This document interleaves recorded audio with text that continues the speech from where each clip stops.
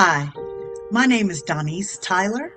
I'm a wife, a mother, a certified life coach, an author, a former professional performer, and a heart health advocate from Maryland. For most of my life, I considered myself active, healthy, and constantly on the go. If you had met me before October 5th, 2022, you probably would have described me as someone who was always moving. In my corporate career, I worked as a contract manager, and back in 2022, I was working in a demanding, high-stress environment. As the stress continued to build, I began exploring what might be next for me professionally. That's what led me to complete the required training to become a certified life coach.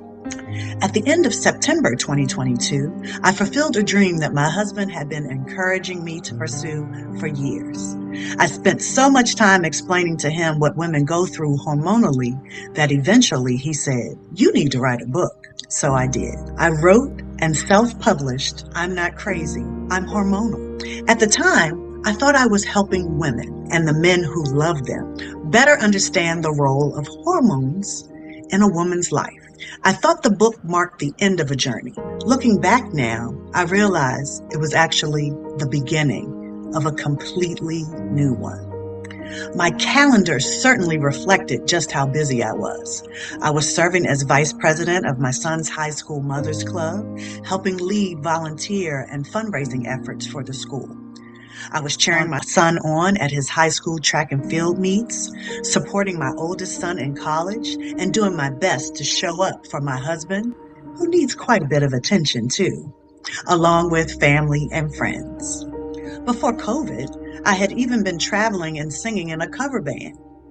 In many ways, I was doing what so many women do, trying to do it all. From the outside, it probably looked like I was handling everything beautifully. Looking back now, I realize I was carrying far more than I acknowledged at the time. And like many women, I just kept pushing forward because that's what I thought I was supposed to do. I was navigating perimenopause and experiencing hormonal changes that many women experience, but few openly discuss. I was researching wellness, trying to understand the changes happening in my body, and staying active. As a former performer, I was very conscious of my health, my fitness, and my appearance. That's why a heart attack never crossed my mind. I exercised. I stayed active. I had none of the traditional risk factors people typically associate with heart attacks. That was the first time I realized heart disease doesn't always look the way we've been taught. October 5th, 2022, I was 51 years old and attending one of our monthly Mothers Club meetings at my son's high school. I remember drinking a bottle of water and looking around at everyone like, how are they drinking this salty water? But, I brushed it off and didn't think too much of it. I certainly didn't think it meant anything serious. At the conclusion of the meeting, while speaking with some of the other moms, I felt a sharp pain and pressure in my chest, almost as if I had been hit with a baseball. And sarcastically, I asked, "Am I having a heart attack?" I proceeded to gather my things to head on home. Years earlier, when I was in my late 20s, I had experienced similar chest pressure and was rushed to the ER. At that time, I had been told it was likely severe acid reflux or gas. So, naturally, that's where my mind went this time. In hindsight, I've often wondered if that may have actually been my first SCAD. I'll never know for certain, but the similarities have always stayed with me. So because I had been told years earlier that it wasn't my heart, I wasn't thinking heart attack.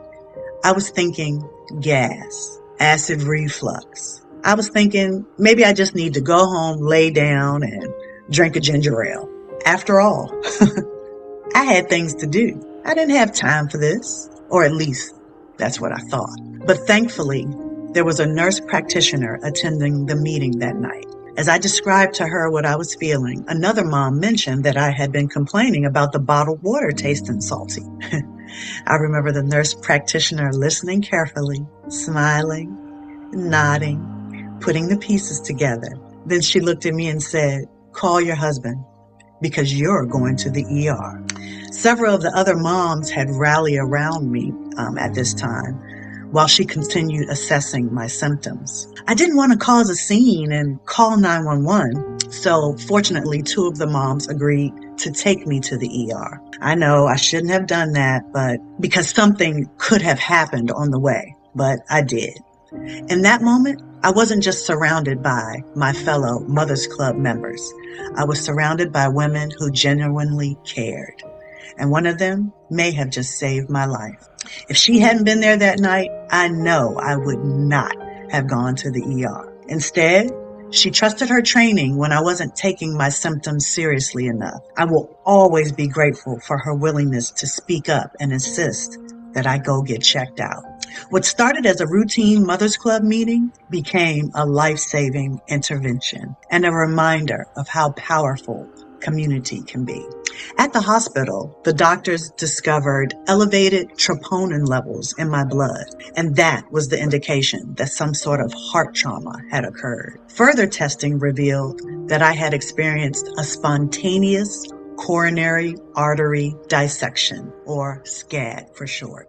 I spent 4 days in the hospital while they ran tests. Thankfully, I did not require surgery. I had no significant underlying conditions, and the artery healed naturally within approximately 30 to 35 days. But healing physically and healing emotionally turned out to be two very different things. I quickly learned that SCAD is a tear in the coronary artery lining. I also learned that it disproportionately affects women. Researchers continue to study possible connections involving hormones, stress, pregnancy, and other factors. While I was in the hospital, the cardiologist who diagnosed my SCAD, who later became my cardiologist, spent time explaining that he believed what contributed to my heart attack. Based on my age, he believed I was likely in perimenopause, although that was never formally confirmed. He also explained that, in his medical opinion, my SCAD was caused by a combination of hormones and stress. At the time, I was trying to process everything that had happened. But as I reflect on my life, it wasn't difficult to see how much I had been carrying. The demands of a high-stress career, volunteer leadership responsibilities, family commitments, publishing my first book in a 7-day challenge, pursuing my life coach certification, and all the hormonal changes I was experiencing at that time. What I didn't realize then was how profoundly that conversation would change the way I viewed stress, women's health, and my own body moving forward. As I learned more about SCAD and connected with other survivors, I realized I wasn't alone.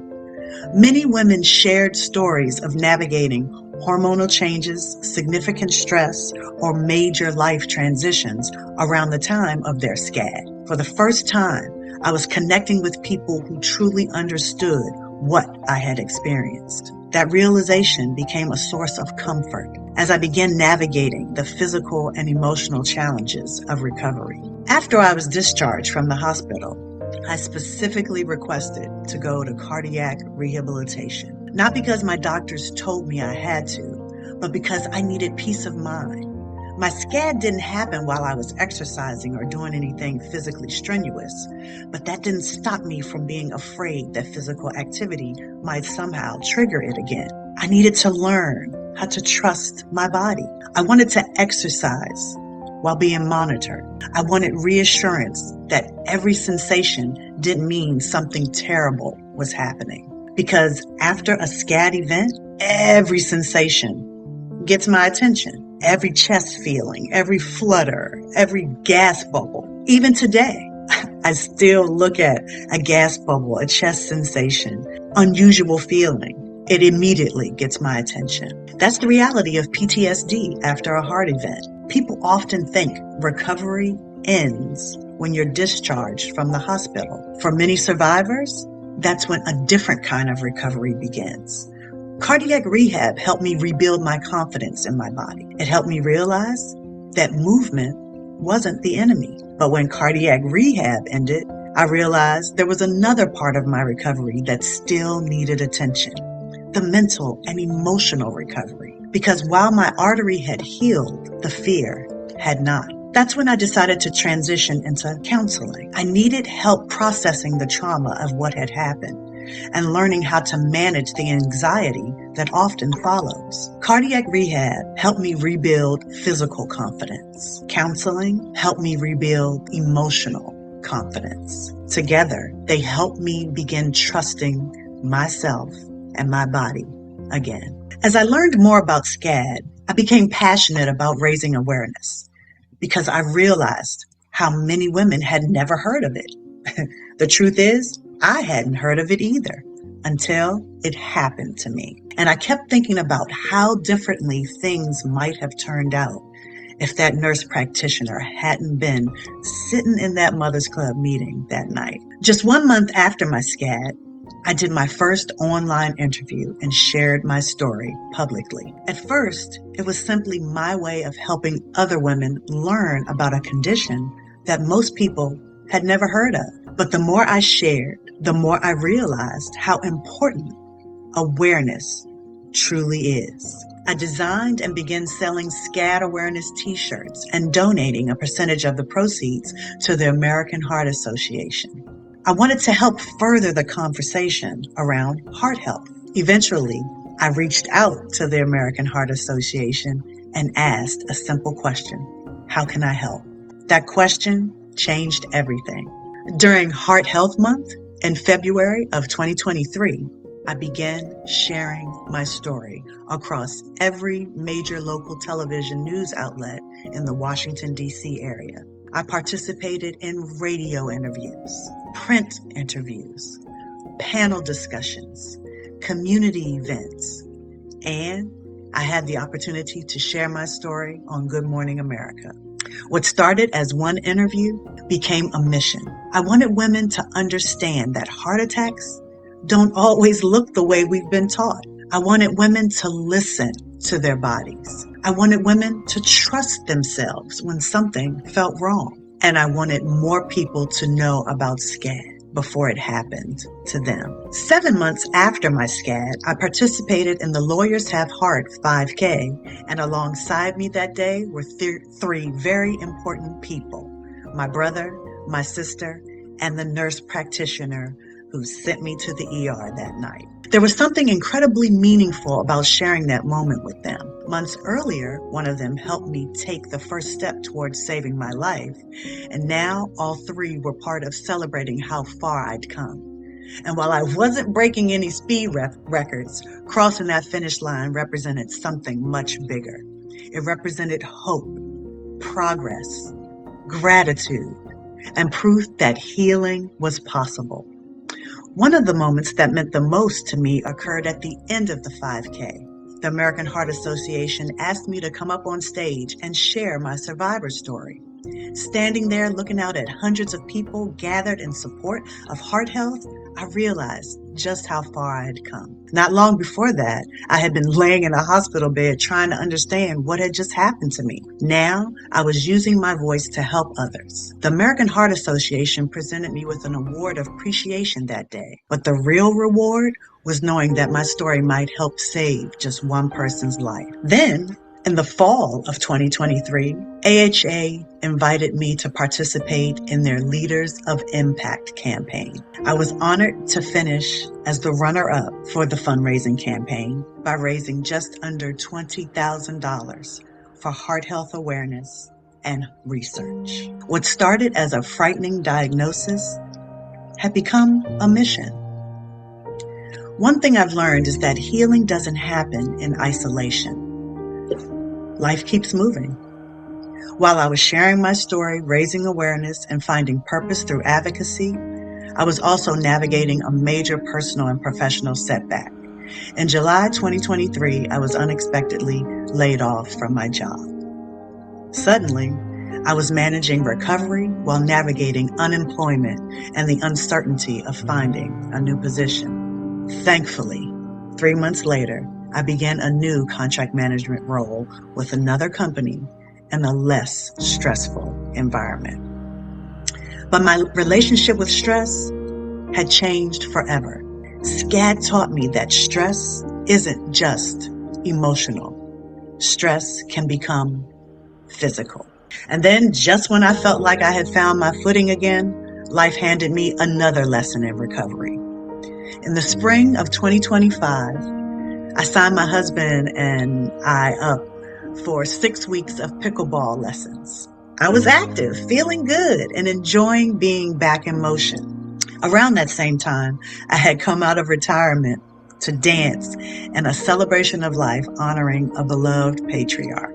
Dance had always been a part of who I was. As a former professional dancer, being back in the rehearsal studio felt familiar, comfortable, exciting even. But during the second rehearsal on May 20th, 2025, everything changed.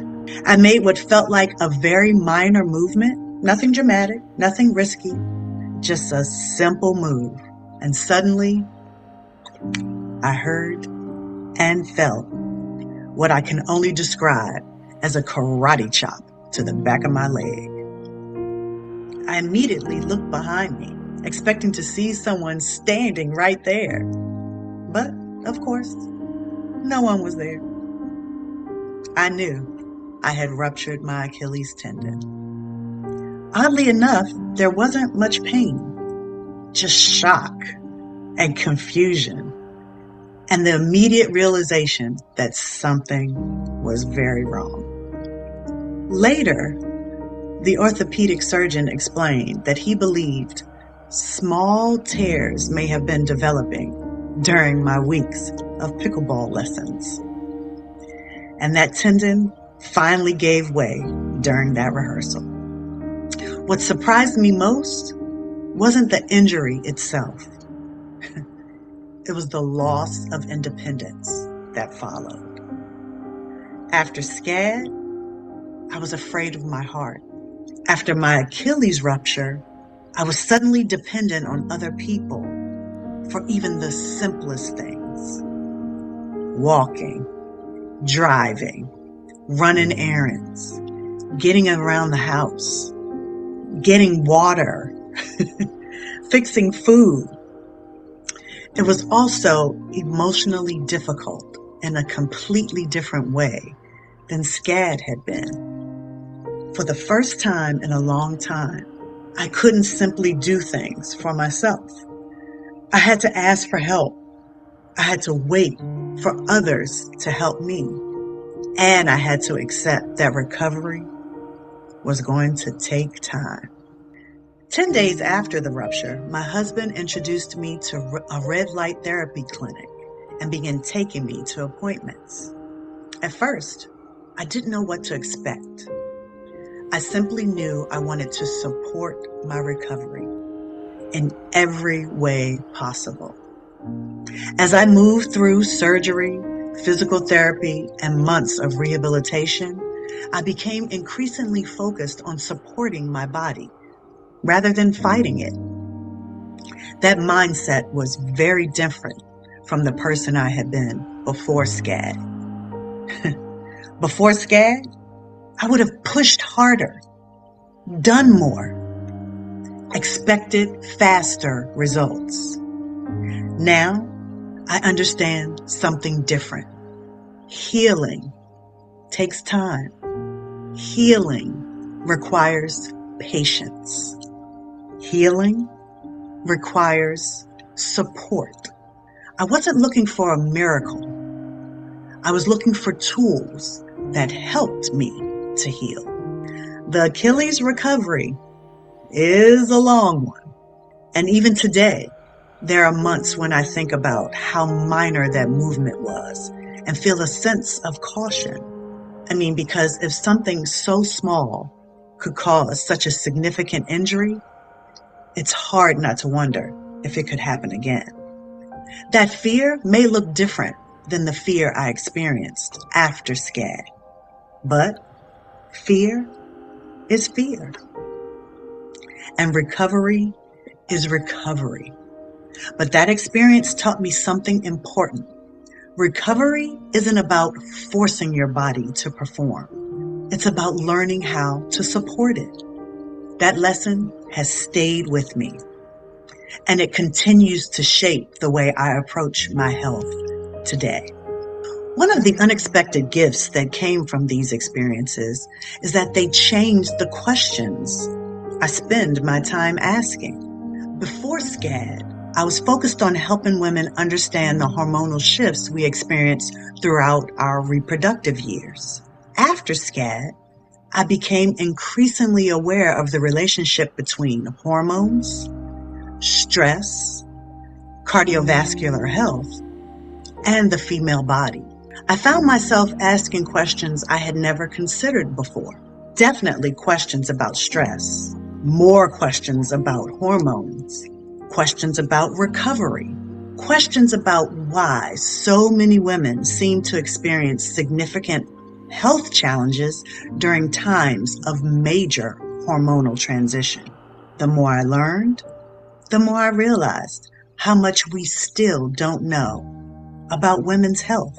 As a result, I'm currently working on the second volume of I'm Not Crazy, I'm Hormonal. Because SCAD didn't just change my heart physically, it changed the way I think about women's health entirely. And then, just when I thought I had learned everything I needed to know about recovery, my Achilles rupture reinforced those lessons in an entirely different way. Both experiences taught me the same thing. You cannot override your body. You have to support it. For most of my life, I pushed through. I pushed through the stress. I pushed through the fatigue. I pushed through the discomfort because I had things to do. Today, I listen differently. SCAD changed the way I manage stress. One of the first changes I made was dramatically reducing my news consumption.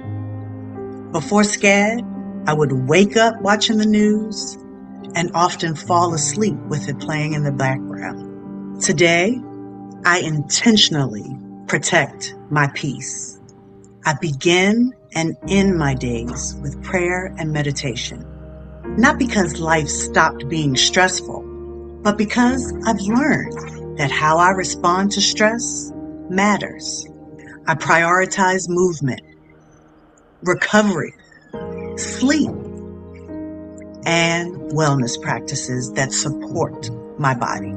Following my Achilles rupture, red light therapy became one of the tools I incorporated consistently into my recovery routine. What began as visits to a clinic eventually evolved into regular use of both full body and targeted red light therapy at home as part of my overall wellness practice. Not because of a magic solution, but because healing requires intention. One of the most valuable lessons I've learned is that you don't find time. You don't make time. You have to prioritize time. Today, I intentionally schedule the things that support my health. Prayer, meditation, exercise, recovery, and most importantly, rest. And the practices that help me feel my best. Because if they aren't on my calendar, life will happily fill that space with something else. And after everything I've been through, I've learned that protecting my health isn't selfish. It's necessary. It's one of the greatest gifts I can give myself and the people I love. SCAD changed my life, but it wasn't the only challenge that forced me to rethink my relationship with my body.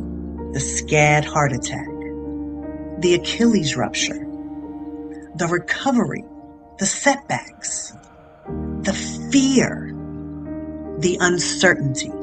Each experience taught me something valuable. Together, they taught me that you cannot override your body. You have to support it. They taught me that healing isn't always linear. The recovery takes patience. Stress matters. Hormones matter. And that our bodies are often communicating with us long before we're ready to listen. Today, when I share my story, my hope is simple. I hope another woman listens to her body. I hope another woman seeks medical care when something feels wrong. I hope another woman gives herself permission to slow down, recover, and heal. I hope another woman realizes she's not alone, because awareness saves lives, and because healing becomes possible when we stop fighting our bodies and start supporting them. If my story helps even one person ask a question, seek help, trust their instincts, or advocate for themselves, then every interview, panel discussion, race, television appearance, conversation, and shared experience has been worth it. I am a SCAD survivor, an advocate, and someone whose heart attack and Achilles rupture taught her the importance of listening to her body. And this is my story.